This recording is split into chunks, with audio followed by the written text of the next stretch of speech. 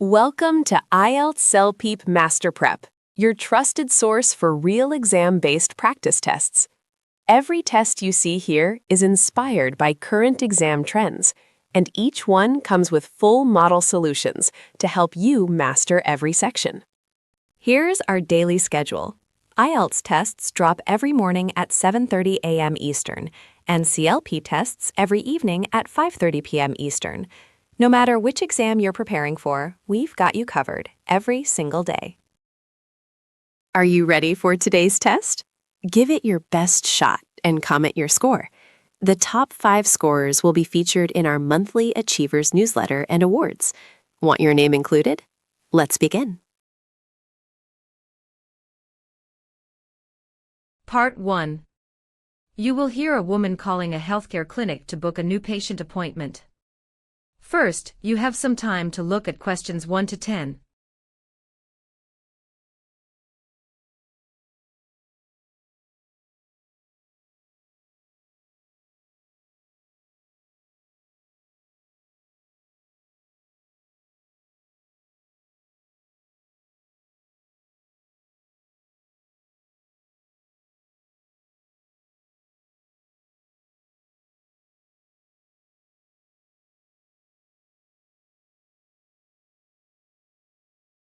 Now listen carefully and answer questions 1 to 10. Hello, I'm calling because I recently moved to the area, and I'm looking to register as a new patient at your clinic. A colleague at work, Sandra Fenton, recommended your practice. Welcome. You've reached Lakeview Family Health Center. My name is Kevin. I handle all new patient registrations. I'd be happy to help you get set up. Can I start with your full name? Of course. It's Priya Sharma, that's Priya, last name Sharma. I moved here from Calgary about 3 weeks ago, and I haven't been able to find a family doctor since arriving in Ottawa. 3 weeks without a family doctor, let's fix that. Now, do you have a valid Ontario health card yet? Or are you still in the process of switching over from Alberta? I actually just received my Ontario health card last Friday, so it's brand new. The number is 6827-491-035. I do want to mention that I have a prescription for blood pressure medication that needs to be renewed within the next 2 weeks, so it's a bit time sensitive. Understood, we'll make sure that gets flagged for the doctor. Speaking of which, we have 2 physicians currently accepting new patients, Dr. Helen Park, who's available on Mondays and Wednesdays, and Dr. Anil Gruel, who sees patients on Tuesdays and Thursdays. Do you have a preference? I work Monday through Wednesday at the federal government building downtown, so Tuesdays and Thursdays are much better for me. I'd like to go with Dr. Gruel, please. Perfect.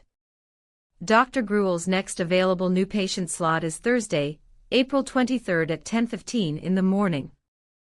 New patient appointments run 45 minutes, which is longer than a regular visit, so the doctor can do a thorough review of your medical history. Does that date and time work? April 23rd at 10:15, yes, that works perfectly. 45 minutes sounds great, actually. I have quite a bit of history to go over.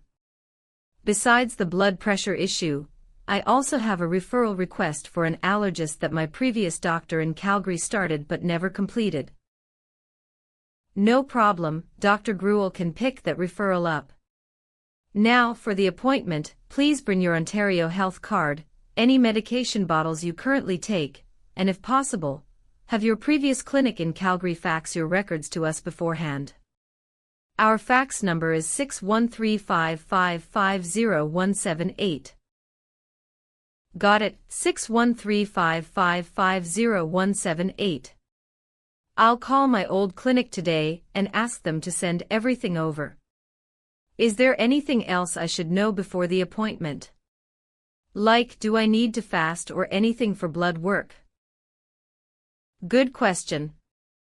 Dr. Gruel does like to order baseline blood work for new patients, so yes, please fast for 12 hours before your appointment. That means nothing to eat or drink after 10:15 the night before, only water is fine.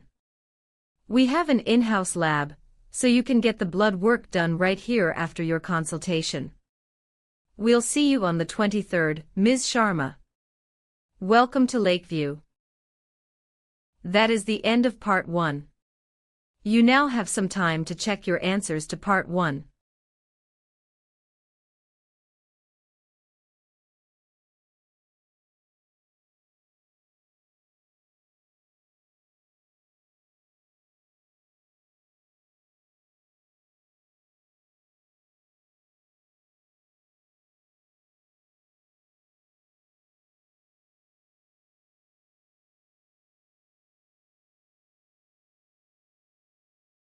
Part 2. You will hear a tour guide explaining the history of a Canadian landmark. First, you have some time to look at questions 11 to 20.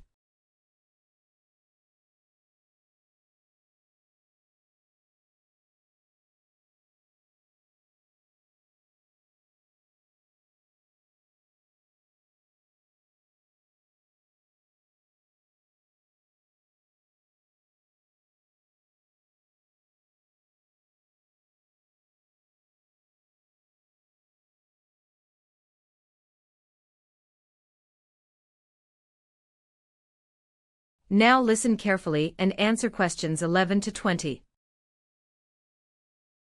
Good afternoon, everyone, and welcome to the Rideau Canal, one of Ottawa's most treasured landmarks. My name is Patricia, and I'll be your guide today. This canal stretches nearly 200 kilometers from Ottawa all the way down to Kingston, Ontario. It was constructed between 1826 and 1832 under the supervision of Lieutenant Colonel John By of the Royal Engineers. The original purpose was purely military. The British wanted a secure supply route between Montreal and the Great Lakes in case of an American invasion after the War of 1812. What makes this canal truly remarkable is that it's the oldest continuously operated canal system in North America. In 2007, it was designated a UNESCO World Heritage Site, recognizing its outstanding engineering achievement. The canal features 47 locks along its route, many of which are still hand-operated by Parks Canada staff, just as they were nearly 2 centuries ago. Now, during winter, a 7.8-kilometer section right here in Ottawa is transformed into the world's largest naturally frozen skating rink, known as the Skateway. It attracts roughly 1 million visitors each season. On your left, you'll notice the historic Chateau Laurier Hotel, which has overlooked the canal since 1912. Let's continue walking toward the locks. That is the end of Part 2. You now have some time to check your answers to Part 2.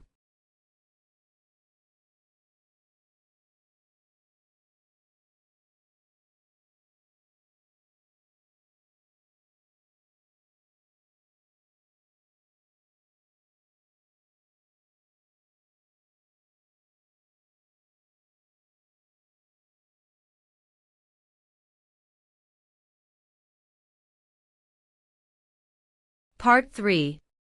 You will hear a conversation between 2 parents and a school counselor about their child's education options.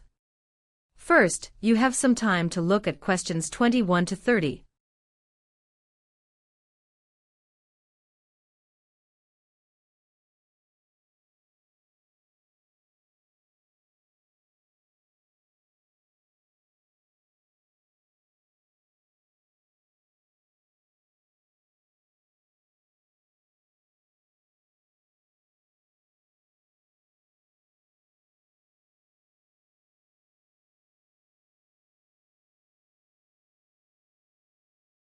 Now listen carefully and answer questions 21 to 30. Thank you both for coming in today. I've been looking at Ethan's grade 8 results, and I'd love to discuss his options for high school next year. We've been thinking about that a lot, actually. He's really passionate about computers and coding. Right, but we also want him to keep a balanced course load. He mentioned dropping French, which concerns us. That's understandable. In Ontario, French is required through grade 9, so he'd need at least one more year regardless. Oh, I didn't realize it was mandatory. What about the French immersion stream? Is it too late for that? At this stage, yes, the immersion entry point has passed. However, he could take extended French if he's interested. He'd probably prefer to focus on the technology electives. Are there any specialized programs nearby? Absolutely. Riverside Collegiate offers a SHSM in Information and Communications Technology starting in grade 11. A specialist high-skills major, that sounds perfect. Does he need specific marks to qualify? He'd need at least a 75 average in math and science. Right now, Ethan sits around 82, so he's well within range. That's a relief. And would he still earn a regular Ontario secondary school diploma? Yes, the SHSM is a designation on top of the OSSD. He'd also complete co-op hours with a local tech company and earn industry certifications. I'd recommend we schedule a follow-up with Ethan present so he can ask his own questions. How does next Thursday sound? Next Thursday works for us. We really appreciate your guidance, Ms. Tremblay. Agreed. We'll talk to Ethan tonight and make a list of his questions. Wonderful. I'll also send home a brochure about Riverside's program, so you can review it together as a family. That is the end of Part 3. You now have some time to check your answers to Part 3.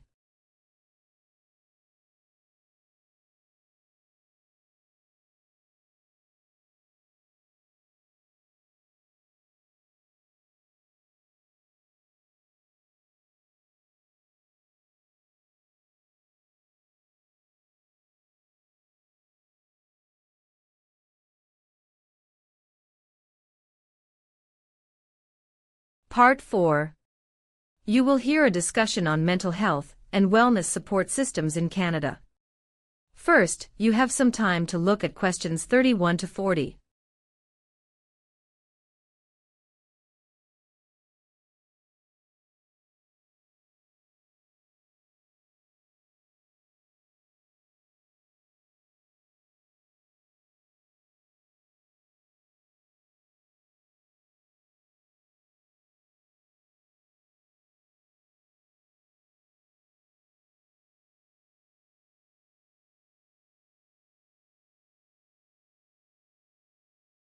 Now listen carefully and answer questions 31 to 40.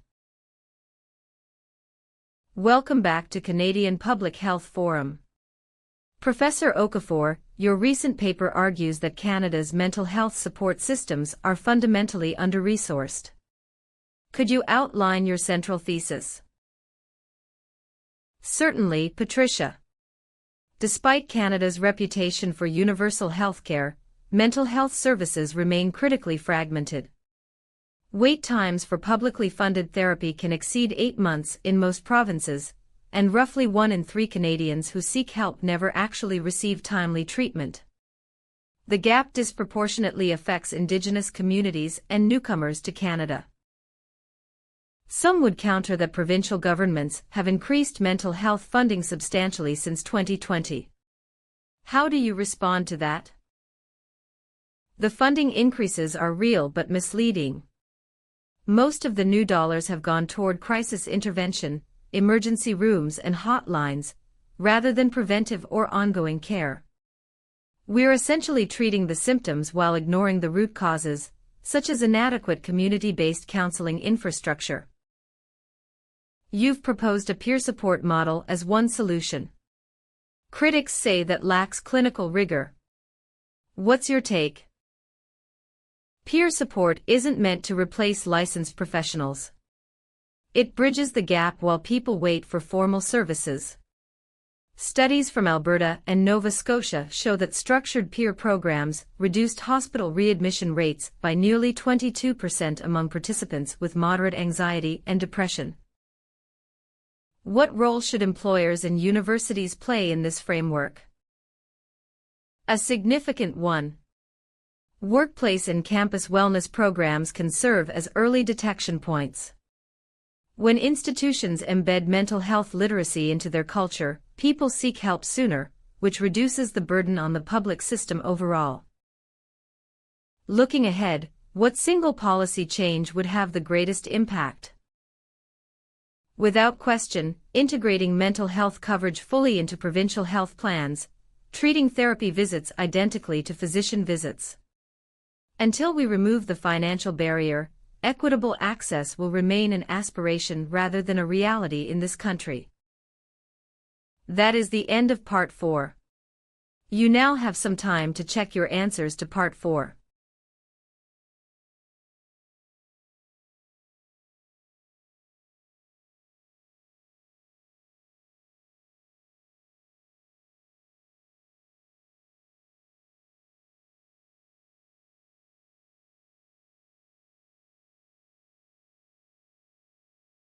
That is the end of the CELPIP listening test. You now have some time to transfer your answers to the answer sheet.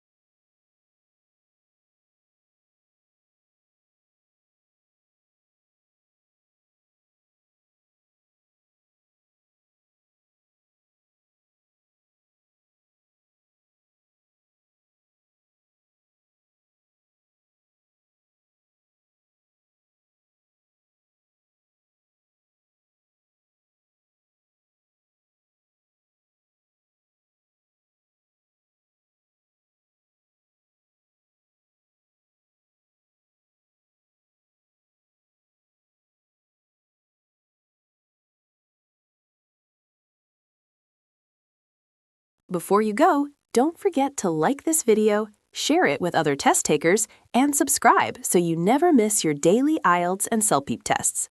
Drop your score in the comments. Your name could be featured in our monthly Achievers newsletter. Stay consistent, stay focused, and keep leveling up with MasterPrep.